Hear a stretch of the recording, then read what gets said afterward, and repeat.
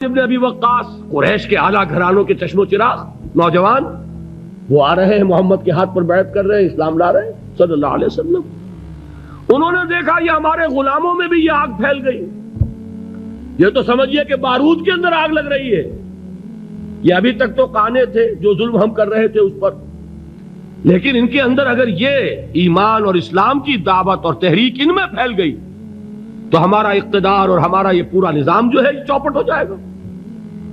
یہ ہے وہ چیز جو میں نے کل آپ کو اقبال کا مصرع پڑھا سنایا تھا کہ نظام کہنا کے پاس بانو یہ مارز انقلاب میں ہے، beware of the revolution that is coming, لہذا اپنی پوری قوتوں کو جمع کرو اور کچل دو انہیں، مارو انہیں۔ یہ کام شروع ہوا ہے سن 5 سے، بلکہ 4 کہنا چاہیے، 4 سے لے کر 12 تک 8 برس اس کو کہتے ہیں پرسیکیوشن، فزیکل پرسیکیوشن، تشدد، مار پیٹ، جلانا، دہتے ہوئے انگاروں پر لٹانا، فاقے رکھنا، بھوکے رکھنا، ان کو ڈال دی گئی زنجیریں، گھروں میں بند کر دیا گیا نوجوانوں کو۔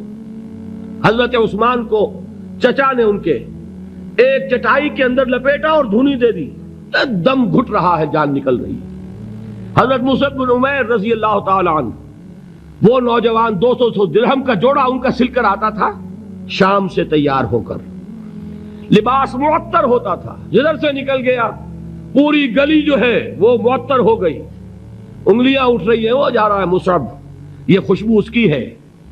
اس مصعب کے ساتھ کیا سلوک کیا؟ باپ تو مر چکا تھا، ماں نے پالا تھا، دولت بہت چھوڑ کر گیا تھا باپ، لہذا ماں نے بڑے ناز و نام میں پالا، بڑے لاڈ پیار میں، 200 درہم کا جوڑا تیار ہو رہا ہے۔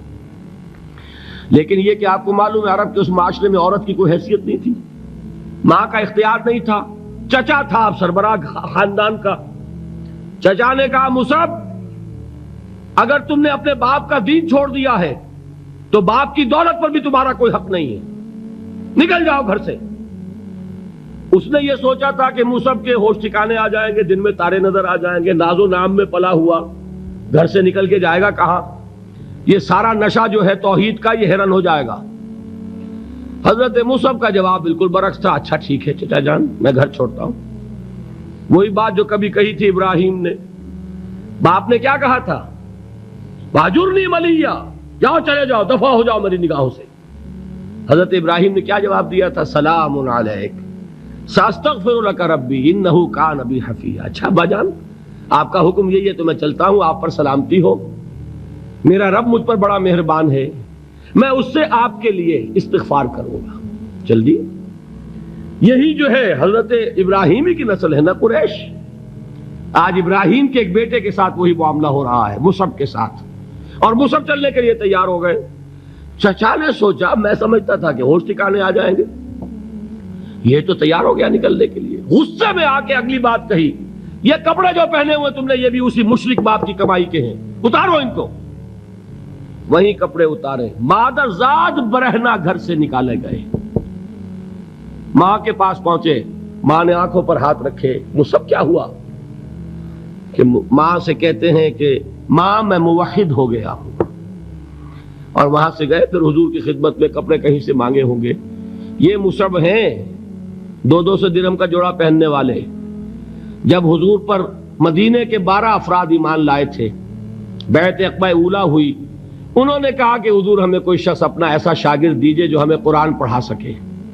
حضور نے حکم دیا مصعب جاؤ، اب مدینے جاؤ، یثرب جاؤ، یثرب والوں کو قرآن پڑھاؤ، انہیں تبلیغ کرو۔ مصعب گئے ہیں وہاں، 1 سال کی کمائی 75 افراد لا کر حضور کے جھولی میں اگلے سال ڈال دیے کہ حضور یہ میری 1 سال کی کمائی ہے۔ 72 مرد 3 عورتیں، انہوں نے وہ بیعت کی تھی، بیعت عقبہ ثانیہ، جس کے الفاظ کل میں نے آپ کو سنائے تھے، بایعنا رسول اللہ صلی اللہ علیہ وسلم علی السمع والطاعت فی العسر والیسر والمنشط والمکرہ وعلی اثرۃ علینا وعلی لا ننازع الامر اہلہ وعلی ان نقول بالحق اینما کنا لا نخاف فی اللہ لومۃ لائم۔ یہ 72 مرد تھے مدینے کے جنہوں نے یہ بیعت کی، پھر انہوں نے ریکویسٹ کی کہ حضور اب آپ ہمارے ہاں تشریف لائیے، ہم اگر یہ مکے والے وہاں حملہ کریں گے تو ہم آپ کی حفاظت کریں گے جیسے کہ اپنے اہل و عیال کی کرتے ہیں۔ بہرحال وہ مصعب بن عمیر ہیں جو غزوہ احد میں شہید ہوئے، اور جب شہید ہوئے تو ان کے جسم پر صرف ایک چادر تھی. ایک بات تو یہ نوٹ کیجئے، موضوع سے ذرا بات تھوڑی ادھر ادھر جا رہی ہے، لیکن یہی چیزیں ہیں اصل میں کہ جو ہمارے دلوں کو منور کرنے والی ہیں نور ایمان سے. وہ علم بردار تھے غزوہ احد میں، جھنڈا مسلمانوں کا ان کے پاس تھا. ایک ہاتھ پر ایک شانے پر وار پڑا، ہاتھ کٹ گیا، دوسرے سے تھاما، دوسرے پہ کٹ گیا، اب دونوں حصوں کے بچے ہوئے ٹکڑوں سے جھنڈے کو تھاما، گرنے نہیں دیا، یہاں تک کہ شہید ہو گئے. گرے ہیں تو جھنڈا گرا ہے. شکل میں حضور سے بہت مشابہ تھے. خبر اڑ گئی کہ محمد شہید ہو گئے صلی اللہ علیہ وسلم. یہ مصعب بن عمیر کا واقعہ ہے. جب ان کو اب دفن کرنے کا وقت آیا، اور شہید کے لیے کفن جو ہے اس کا وہی لباس ہوتا ہے جو شہادت کے وقت ہو. حضور کے سامنے ایک پرابلم پیش کیا گیا. حضور، مصعب کے جسم پر تو ایک چادر تھی، اور وہ چادر بھی اتنی چھوٹی ہے، یعنی 2 گز کی چادر بھی نہیں ہے. اس سے اگر سر ڈھانپتے ہیں مصعب کا تو پیر کھل جاتے ہیں، پیر ڈھانپتے ہیں تو سر کھلتا ہے. کیا کریں؟ حضور نے فرمایا سر ڈھانپ دو چادر سے اور پیروں پر گھاس ڈال دو. یہ آخری لباس ہے جو محمد کے اس دیوانے کو اس دنیا سے رخصت ہوتے ہوئے ملا ہے، جس کا 200 درہم کا جوڑا چلتا تھا. یہ ہے صبر. برداشت کیا کہ نہیں کیا؟